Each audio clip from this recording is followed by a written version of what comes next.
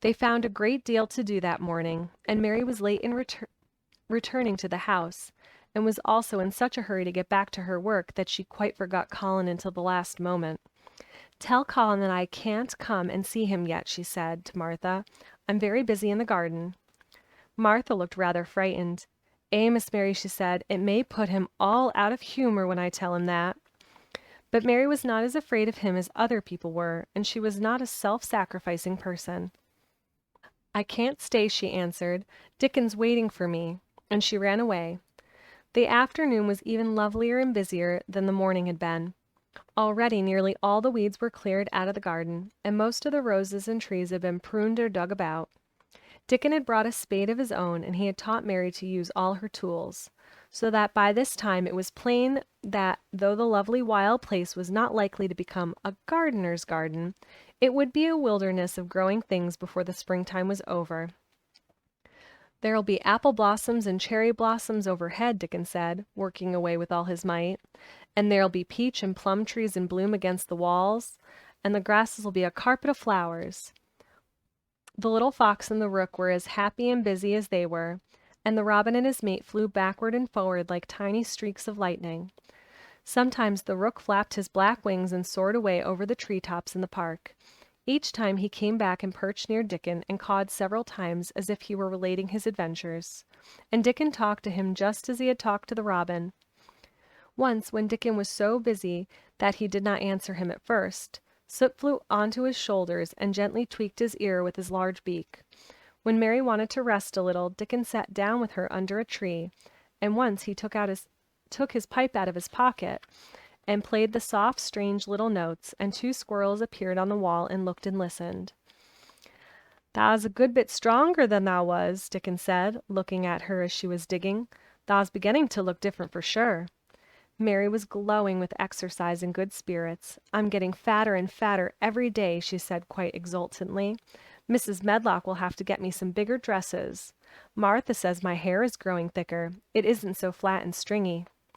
The sun was beginning to set and sending deep gold-colored rays slanting under the trees when they parted.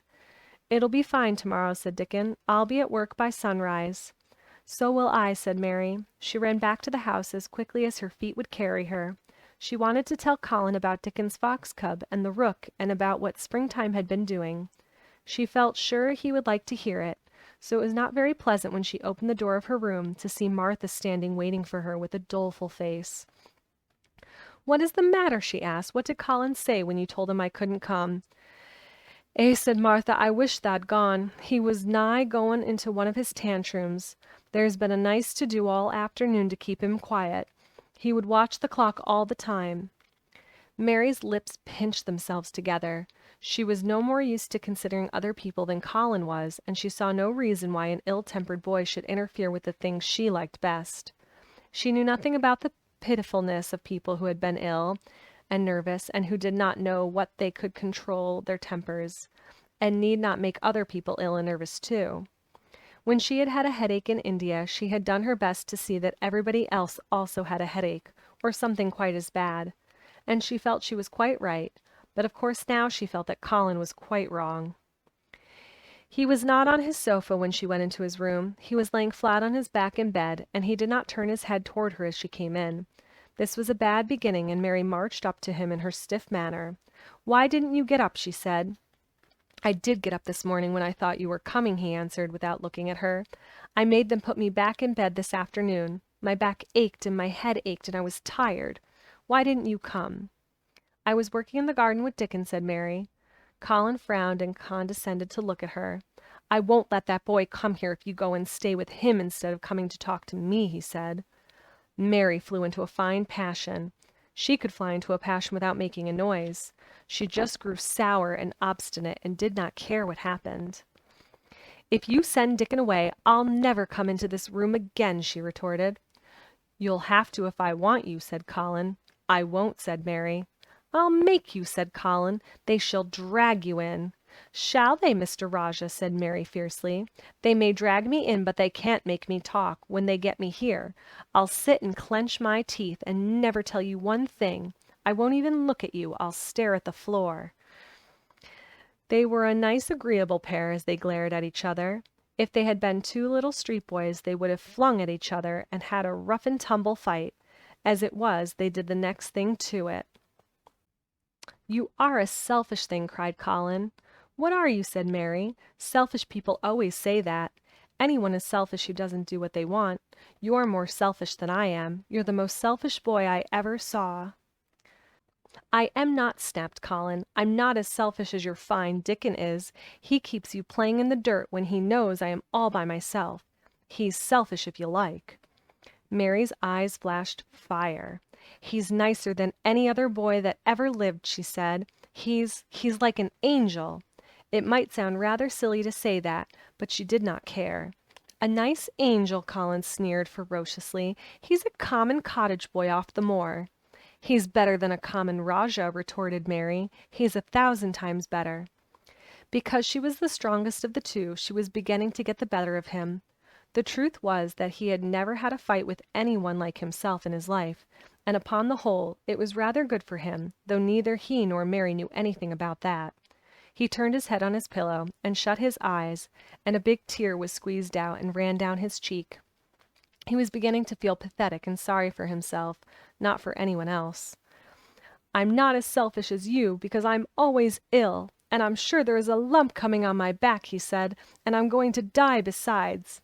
"You're not," contradicted Mary unsympathetically. He opened his eyes quite wide with indignation. He had never heard such a thing said before. He was at once furious and slightly pleased, if a person could be both at one time. "I'm not," he cried. "I am. You know I am. Everybody says so." "I don't believe it," said Mary sourly. "You just say that to make people sorry. I believe you're proud of it. I don't believe it. If you were a nice boy, it might be true, but you're too nasty." In spite of his invalid back, Colin sat up in bed in quite a healthy rage. "Get out of the room," he shouted, and he caught hold of his pillow and threw it at her. He was not strong enough to throw it far, and it only fell at her feet, but Mary's face looked as pinched as a nutcracker. "I'm going," she said, "and I won't come back."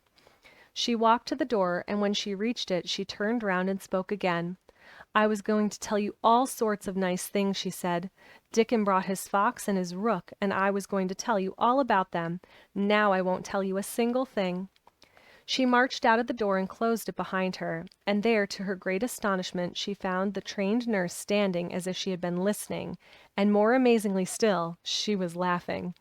She was a big, handsome young woman who ought not to have been his trained nurse at all, as she could not bear invalids, and she was always making excuses to leave Colin to Martha or to anyone else who would take her place. Mary had never liked her, and she simply stood and gazed up at her as she stood giggling into her handkerchief. "What are you laughing at?" she asked. "At you two young ones," said the nurse. "It's the best thing that could happen to the sickly, pampered thing to have someone stand up to him that's as spoiled as himself." And she laughed into her handkerchief again. "If he'd had a young vixen of a sister to fight with, it would have been the saving of him." "Is he going to die?" "I don't know, and I don't care," said the nurse. "Hysterics and temper are half what ails him." "What are hysterics?" asked Mary. "You'll find out if you work him into a tantrum after this. But at any rate, you've given him something to have hysterics about, and I'm glad of it." Mary went back to her room, not feeling at all as she had felt when she had come in from the garden. She was cross and disappointed, but not at all sorry for Colin. She had looked forward to telling him a great many things, and she had meant to try and make up her mind whether it would be safe to trust him with the great secret. She had been beginning to think it would be, but now she had changed her mind entirely. She would never tell him, and he could stay in his room and never get any fresh air and die if he liked. It would serve him right. She felt so sour and unrelenting that for a few minutes she almost forgot about Dickon and the green veil creeping over the world, and the soft wind blowing down from the moor. Martha was waiting for her, and the trouble in her face had been temporarily replaced by interest and curiosity. There was a wooden box on the table, and its cover had been removed and revealed that it was full of neat packages. "Mr. Craven sent it to you," said Martha. It looks as it had picture books in it." Mary remembered what he had asked her the day she had gone to his room. "Do you want anything? Dolls, toys, books?" She opened the package wondering if he had sent a doll, and also wondering what should she do with it if he had. But he had not sent one. There were several beautiful books such as Colin had, and two of them were about gardens and full of pictures. There were 2 or 3 games, and there was a beautiful little writing case with a gold monogram on it and a gold pen and inkstand. Everything was so nice that her pleasure began to crowd her anger out of her mind. She had not expected him to remember her at all, and her hard little heart grew quite warm. "I can write better than I can print," she said, "and the first thing I shall write with that pen will be a letter to tell him I am much obliged." She had been friends with Colin. If she had been friends with Colin, she would have run to show him her presents at once, and they would have looked at the pictures and read some of the gardening books, and perhaps tried playing the games. And he would have enjoyed himself so much he would never once have thought he was going to die, or have put his hand on his spine to see if there was a lump coming. He had a way of doing that which she could not bear. It gave her an uncomfortable, frightened feeling, because he always looked so frightened himself.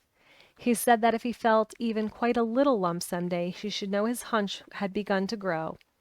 Something he had heard Mrs. Medlock whispering to the nurse had given him the idea, and he had thought over it in secret until it was quite firmly fixed in his mind.